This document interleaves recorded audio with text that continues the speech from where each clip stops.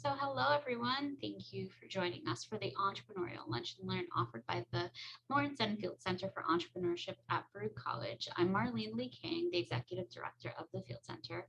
The Field Center for Entrepreneurship is a multifaceted division at Baruch College offering free services and programs for the entrepreneurial community.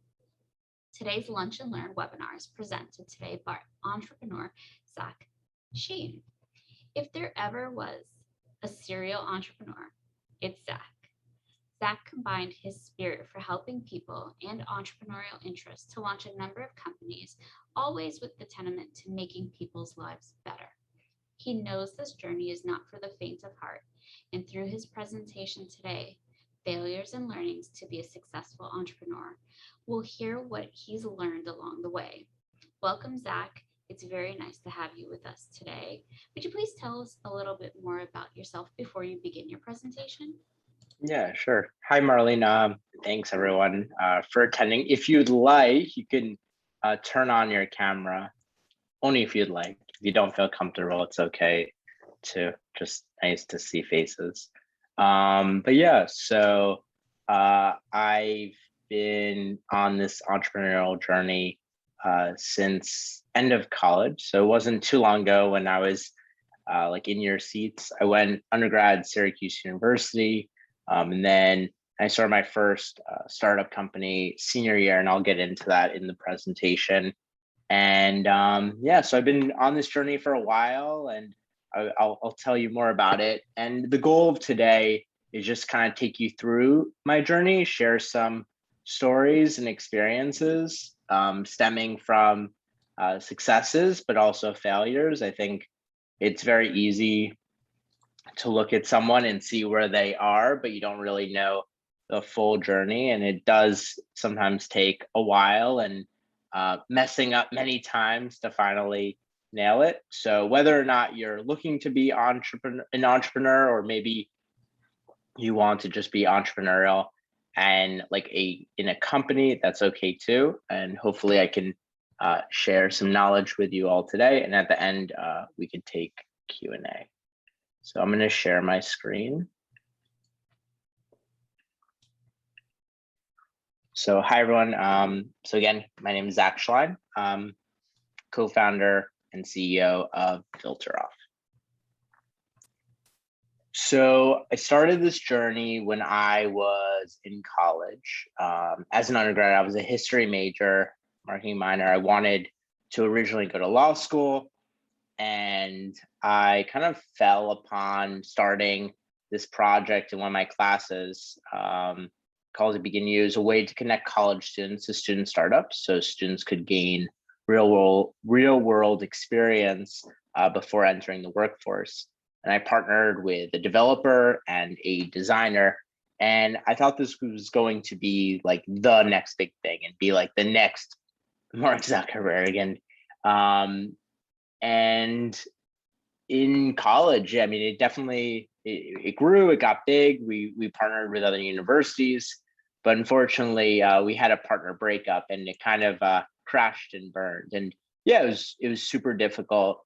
Kind of it almost was like tying my ego to the success of this startup.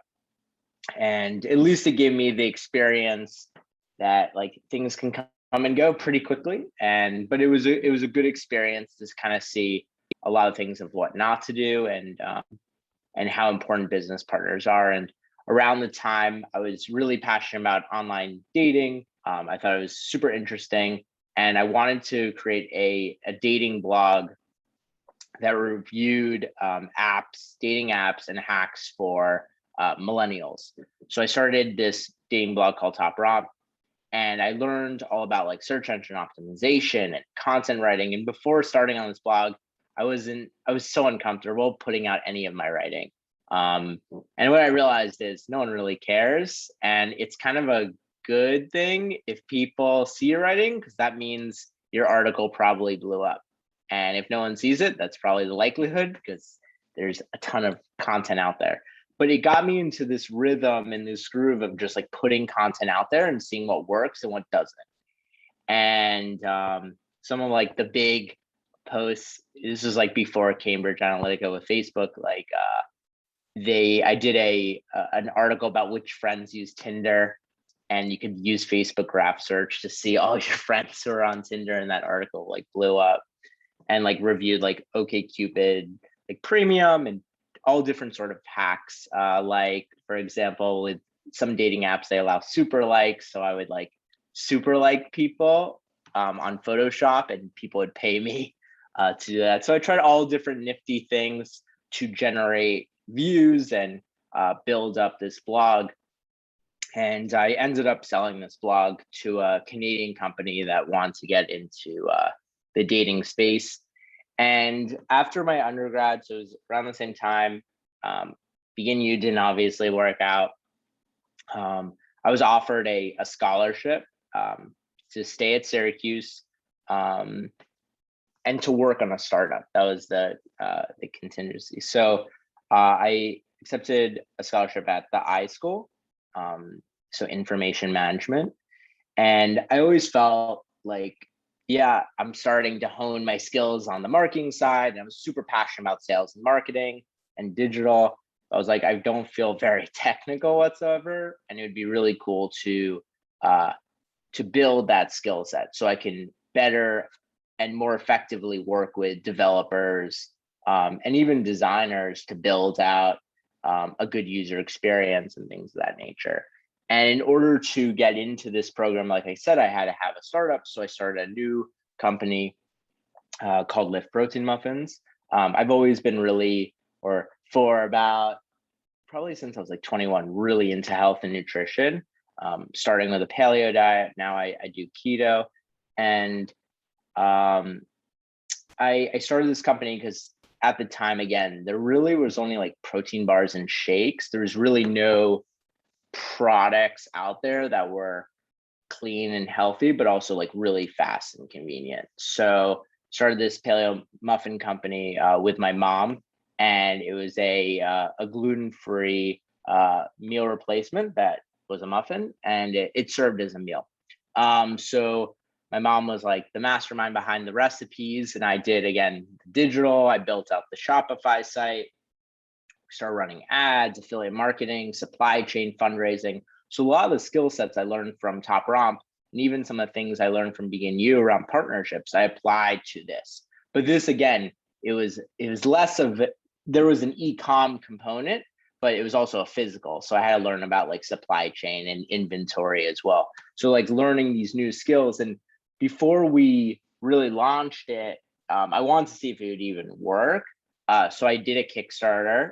It was successful. We raised over $5,000, and we baked like thousands of muffins. My mom and I, we got Serve Safe certified so we could bake in a test facility. And again, it was an experiment. Before spending all this money, I wanted to just see, are people even interested? And the answer was yes. I spent like $300 on a video just to kind of highlight what the lifestyle is all about and where Lyft fits into it.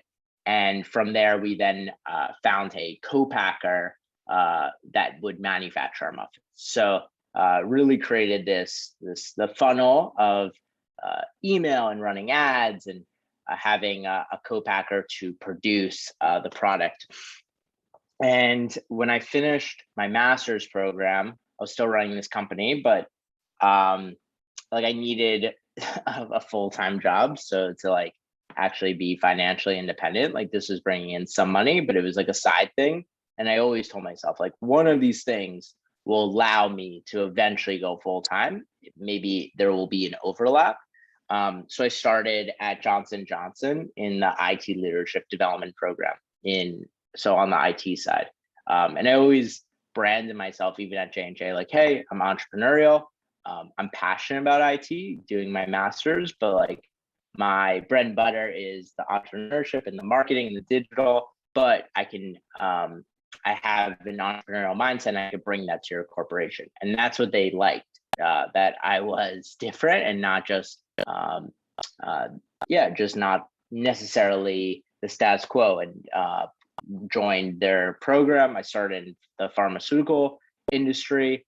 and then went to corporate, bringing in new technology, and then was a business analyst and a product analyst on some of our corporate products while running this muffin company on the side.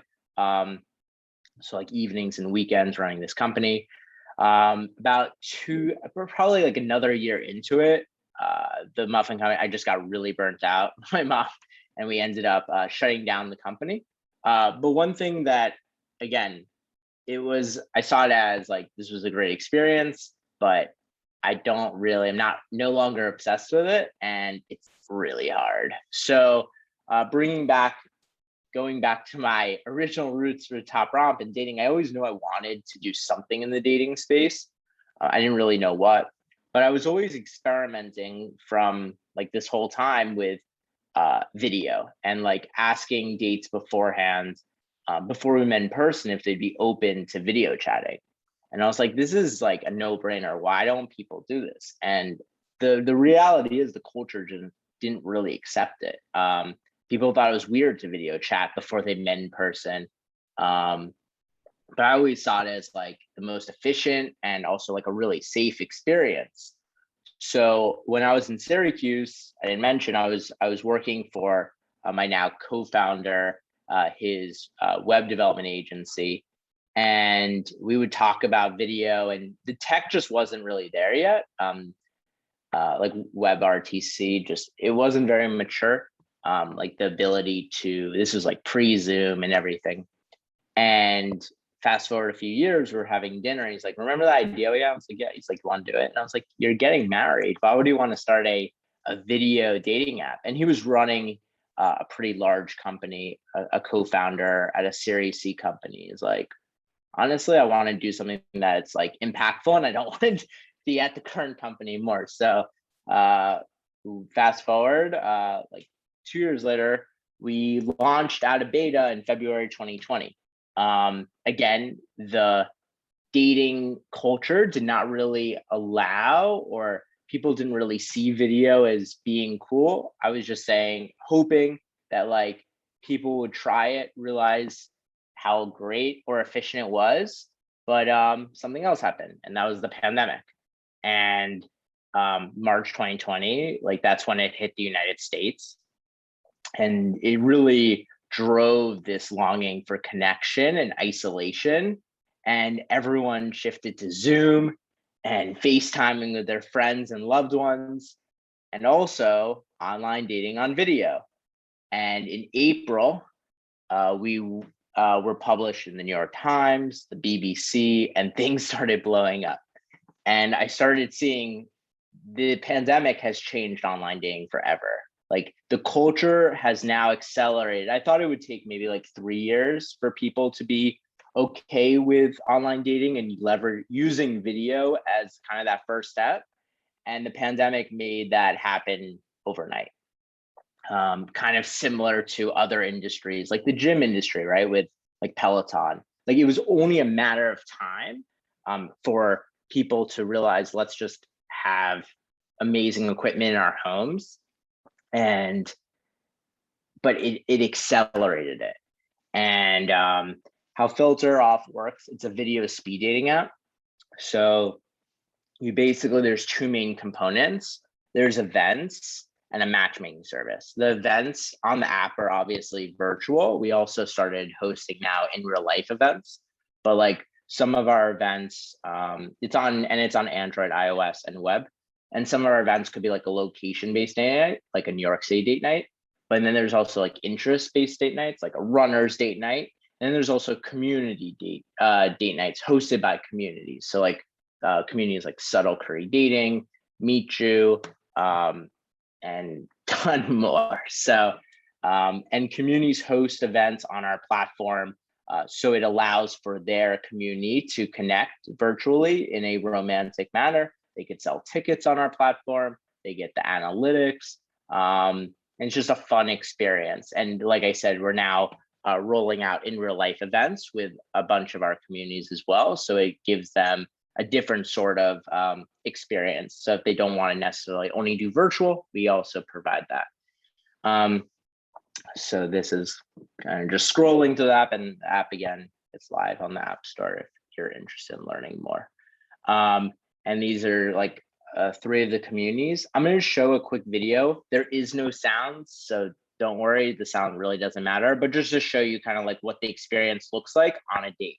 So once you RSVP for an event, it gets added to your calendar. You confirm your attendance beforehand, then we schedule your dates, and then you go on the dates and you can play different icebreaker games. So I'm going to just show you the experience really quickly.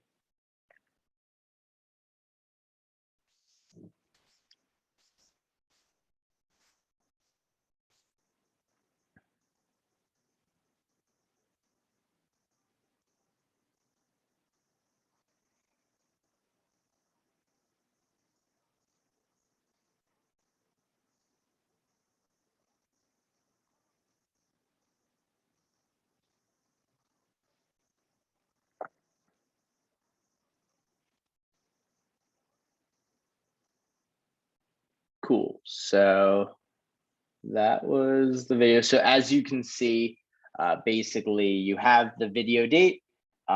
Once the time expires, it'll ask you whether you like each other or not, and then you move on to your next date. And then from there, you could then message or video chat. And you still see my screen, right? So some of the differentiators, again, it's video first. It's not a swipe app. Again, the pandemic really just changed how people date and look at dating. Community, it's very focused on community. One thing that we've seen is when communities host events, they have these common interests and they already host events. So it's not that hard for them to be like, hey, we're gonna host a dating event. And we're also going to be rolling out the ability to host platonic events too.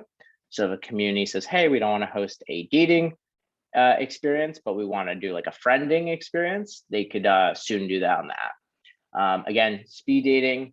And then we also offer this matchmaking service where we give you 3 matches a day based off your preferences. And if you're a match with someone, you could then set up a time to video chat, and you only have 5 days to do so. So it definitely puts a bit of pressure on the users to actually jump on a video call versus just staying in the text and it not really going anywhere. So like really the mission behind FilterOff is to facilitate this like authentic connection. And so from like marketing and sales, like to build FilterOff using search engine optimization, if you're not sure what that means, that's like if you Google, let's say like a long tail keyword, and a long tail keyword just means it's like almost like a phrase versus like a keyword like dating, you're not going to rank for it. But if you type in like video speed dating app, FilterOff will display. But things like that, and that again, it wasn't just from FilterOff where I learned about search engine optimization. It was from originally from Top Romp, so from like years back, and doing all these sorts of projects and bringing these skills and building the confidence to then bring it to FilterOff and not having to delegate it out or hire out for it. So, and the other value of SEO is like it's organic, it's not paid. So like sometimes you'll see like video speed dating, Match Group is spending a significant amount of money to be on that front page. But if you could do it organically, like that's awesome. Leveraging current platforms. We've leveraged all sorts of platforms, Clubhouse, Meetup, Eventbrite to build our user base. Product management, just like, again, understanding it's very easy to want to build like a very bloated product that fits for everyone. Like we didn't start with communities. We literally started, or matchmaking. We literally started with, we broke it up into different regions when we first launched out of beta. And it was like the Northeast, the South, and you just matched, like if you're from New York, you could have matched with someone in Boston because we just didn't have enough users. We just wanted to see, are people willing to use it? And they did. And then we had communities who were like, hey, we want to host our own. And that's when we've iterated. So I guess all I'm sharing is like, don't try to like boil the ocean. Just try something to see if people like it. Because the last thing you want to do is waste your time, because then you could be working on something else or hanging out with your family or hanging out with friends. Like it's all an opportunity cost. So working on a team, like it's super important. If your team disagrees from the beginning, like fundamental disagreements, the likelihood of it working is pretty low. Partnerships, So like with Live Protein Muffins, we partner with like NBA players and things like that. And with FilterOff, I mean, we partner with communities and other cool possibilities, or that will be down the line, that are in the pipe. So pretty excited about content writing. Again, that kind of falls with search engine optimization, and then press. One thing that I've gotten pretty good at is getting into the press. And that's how we've grown FilterOff as well, like it being in the New York Times, the BBC.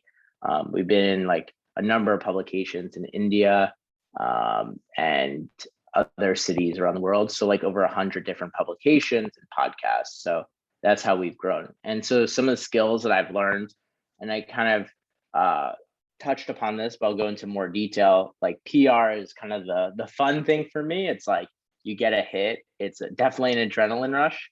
So like finding journalists, so like being in the dating industry, right? Like I'm not gonna reach out to journalists that are like oil and gas. Like it's not relevant. So like reaching out to people that are in your industry, having really strong subject lines. So like when the pandemic started, the subject line of like dating app help solve isolation. And that's like, remember, once the pandemic started, every journalist wanted to cover COVID. Like that was the only thing they wanted to cover. So if it tied in with COVID, the likelihood of them replying and potentially publishing you was much higher than if I was just trying to promote myself or do something. So again, all your pitches shouldn't be promotional. They should be like you're providing this journalist like knowledge, or providing them some sort of value that they think would be interest to their readers. A/B testing, so trying different subject lines, looking at the open rate, leveraging current events. So like during the election, we did like a Republican and Democrat date night. That also we ended up getting published again in the New York Times. So it's been now like 3 times being published by the Times. Then short and succinct. I see people write these like massive press releases. Like the reality is press releases work if you're like an institution, you're a well-known organization. But if you're like a no-name startup and you're writing like a long press release, these journalists get hundreds of emails a day. They're just going to delete your email. They're not reading a 4-page press release. They want to read a quick paragraph. They get what you're doing. They get the ask. And if they're interested, they'll either reply that day or just maybe like save your email and then maybe reply at a later date. But it's a numbers game. Especially if you don't have relationships in the PR field. And that's okay if you don't. I never had relationships, and I've been published in every major publication and have gotten other people in major publications, WashPo, New York Times op-ed, Good Morning America, Don Lemon. So like the list goes on without any sorts of relationships in that industry. Product, and I touched upon this before, like you're not going to appease everyone, and if you try, again, you're going to fail miserably. And like keep your ears to the ground. Like if the people that are giving you feedback are not your users, like don't really listen to them. Listen to your users, because they actually have intent. They want to use your product. They're either going to be like your biggest cheerleaders, and they're going to be the ones that are most angry when it's not working, or and it's good. That means they find value in what you're offering.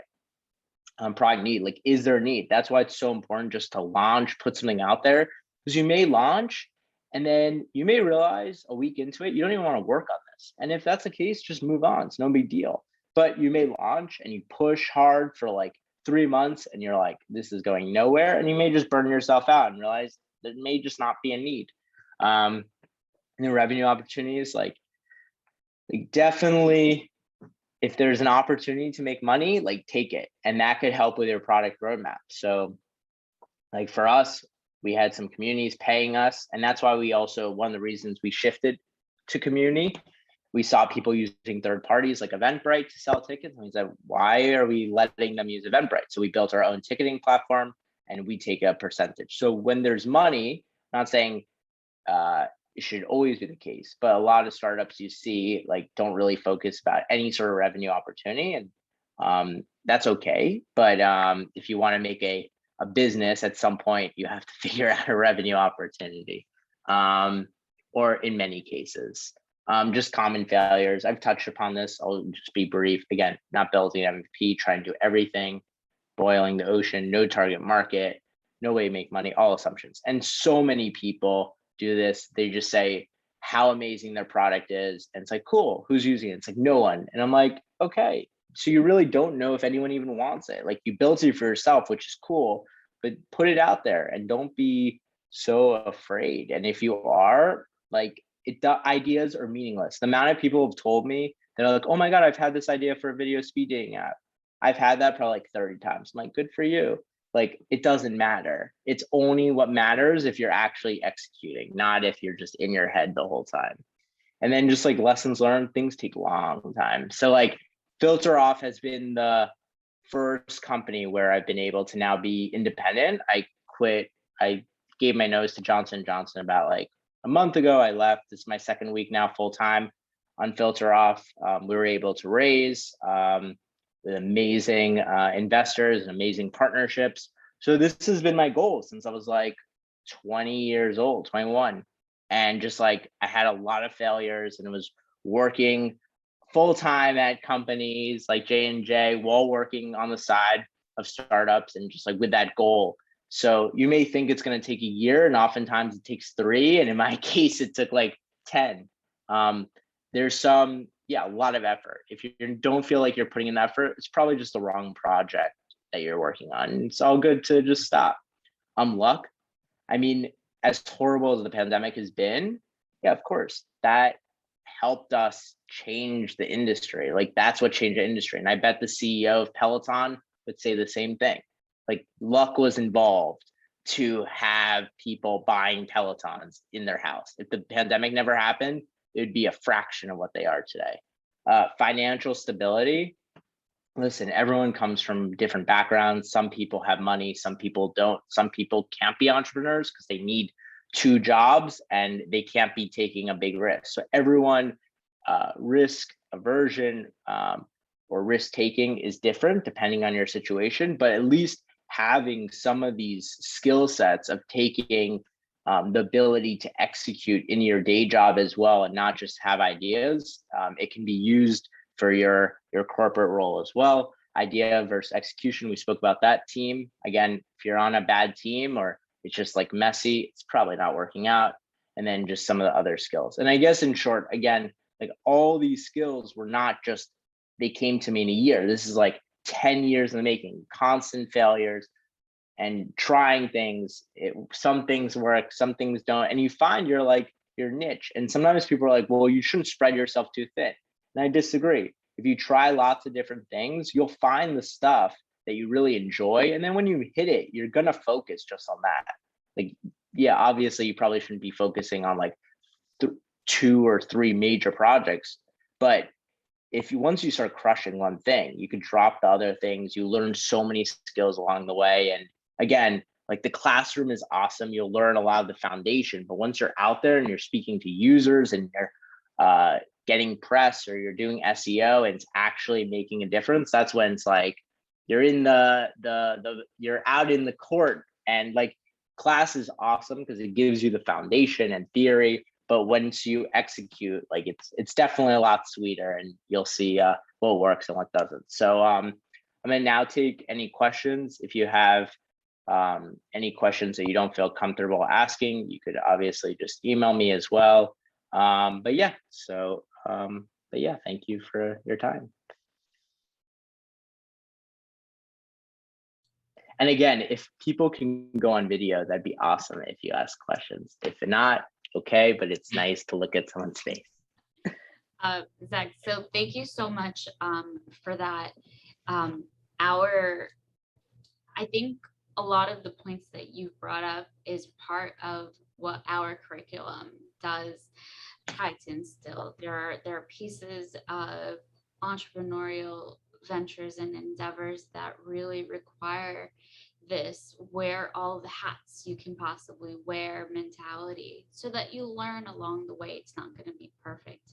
I will definitely take questions from the audience. If you could put them in the chat, and I will be able to communicate that to Zach. But I have a list of questions for you, and they're twofold, but we'll start with FilterOff, which is where you're at now, and congratulations for the full-time goal here, and you're meeting that. Tell me what was so appealing about dating apps that made you return to it? Yeah, I think the ability to connect with someone that's outside your friend circle is super cool. I think like when you look at a generation before me, it's like they met in the same town or in the same high school or potentially college, but it's typically like in a close vicinity. And the beauty of dating apps is like you could literally meet someone like 100 miles away or 50 or it could be in the same town, but it's just so random, but it allows you to connect. And I think the beauty of filter off, I mean, one, at least the reason I made it is like it allows you to connect quickly with individuals and you see if you're a fit, if you vibe. And it's not this like the crap, the BS of back and forth messaging and swiping, which is super superficial. And you don't know if you vibe or not. It may be the best texting game in the world, but you quickly realize once you go on video that maybe you're not attracted, or maybe you couldn't even see them being your friend. And that's what attracted me about this industry and this opportunity, because no one was doing what I foresaw as the next wave of online dating in a really authentic manner. It's funny that you target specifically the millennials. I'm in the generation that is before you. I'm not going to age myself with identifying it, but it is. You're right. Our generation is very different than how we met people, how we dated, and how we feel about using an online platform for meeting people. We are extremely overly cautious, and it's not that to say millennials are not cautious. They're a little bit more open to it. How does FilterOff provide security measures to alleviate some of that? And also, I'm assuming, my assumption is that catfishing with a video first platform is probably extremely reduced. Yeah, exactly. And what's interesting, we're all ages, our platform. We have like Gen Z events, but we definitely attract our median user is about 34 years old. So we definitely attract someone who's just like sick and tired of swipe apps and they're looking for a connection. I call them intentional daters. Whether it's marriage or just relationship or just to connect, they actually want to meet in person. And if you're just using dating apps for like validation purposes, FilterOff probably isn't the right app. And that's maybe a better fit would be like a Tinder. But in terms of like security, I mean, everything's encrypted in transit and in storage. We have like robust reporting features. Again, as you mentioned, can't really catfish on a video first experience.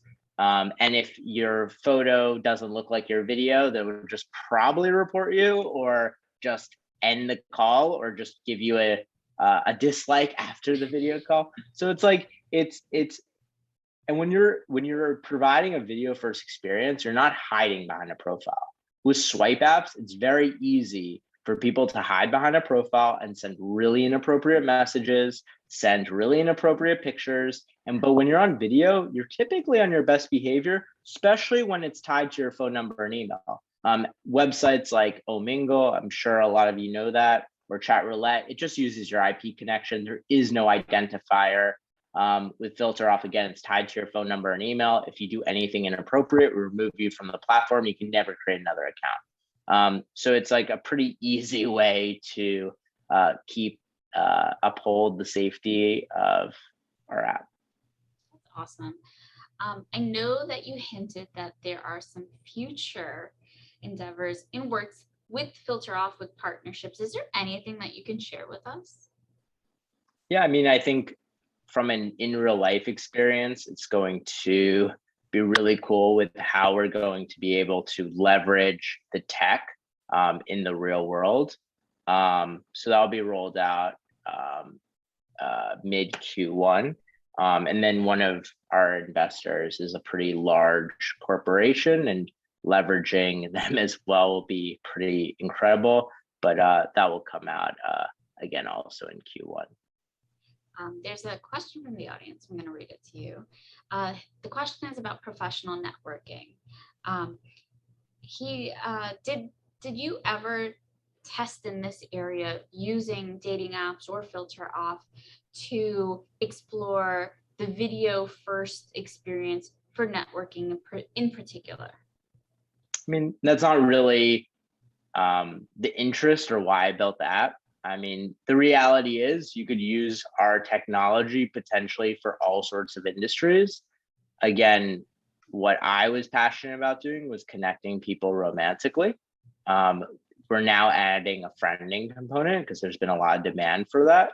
Um, are there other options to add other sorts of industries in the future? Sure. But again, I'm not spreading myself too thin. Let me nail dating and communities. And there's so many other companies that are doing the friending, the business, video, networking. No one's doing around dating, or the people that have already failed. So yeah, so again, it's not really an interest of mine at this moment. You gave a lot of very realistic advice. Can you share, or have you used any sort of resources at the very beginning of your endeavors that were easy and free to use, and you just tapped into them just because it made it a little bit easier as opposed to sourcing a skill set from a person? Yeah, I mean, right, when I learned about search engine optimization, I read everything about it. I mean, I spent like hours if I wanted to. That's the thing. Like, if this stuff feels like work to you, like, you probably shouldn't be doing it because you're not interested. Like, I'm the FilterOff, like at 10 p.m. If I realize I have to do something, I'll jump and do it. Like, it doesn't feel like work. But again, I give myself like a pretty good balance with like my health and sleep, and I've been doing that for 11 years. When people say, "Oh, you have to like sacrifice all," I'm like, it's BS. So like, yeah, I mean, I learn a lot. I read a lot. I meet people in the space. Um, and now we're like, I'm hiring people to do like our ads because that's not my bread and butter. PPC, paid per click, is not my bread and butter. So let me hire it out. I'm hiring 2 agencies. Well, it's like 2 independent people, and they're going to compete against each other. And then after 2 months, I'll see who has a better cost per install and who's more creative and who I enjoy working with more. And then I'll keep the one that performed better. So, and now with like the amount that we're raised, it's like the ability to now hire people on the ground and to build out the team. I mean, it was literally just me and my co-founder who built this thing to be a global app. But in order to scale, you have to spend money oftentimes. I mean, there's obviously always caveats or outliers. But but I've learned like PR, I learned by just experimentation, speaking to people and trying. You have to try. It's okay to be miserable in the beginning too. You spoke a little bit about once you started to work in an industry, you introduced yourself with your brand, with who Zak is, and people loved it because it was unique, it was different. How would someone go about developing what their 60-second brand is when they meet folks? Yeah, I think it's like, I think you have to understand who the audience is, right? So like, I guess for my example, when I was interviewing at Johnson & Johnson for the IT leadership development program, I had to show that I was into IT. So like showcasing my master's in information management, but also showcasing that, guess what? I've done a lot of stuff outside the classroom. And some of it was technical related. Like I did some Kaggle competitions in R and things like that. But I also wanted to showcase the other skill set, which was like these entrepreneurial projects from a digital side and how I thought. And I knew, and you just have to think about it from like their point of view. What are they looking for? Okay, they're looking for someone who could do the job, looking for someone who has soft skills, looking for someone who can provide something different for J&J that could provide value. And the value that I was making, the hypothesis was around entrepreneurship. And I think showcasing that, they kind of saw me in this like well-rounded manner and with this ability to be a entrepreneur within the company and giving real examples. I think sharing stories is so powerful. And if versus just saying like, I did this on my school team and I started this club, like no one will remember you.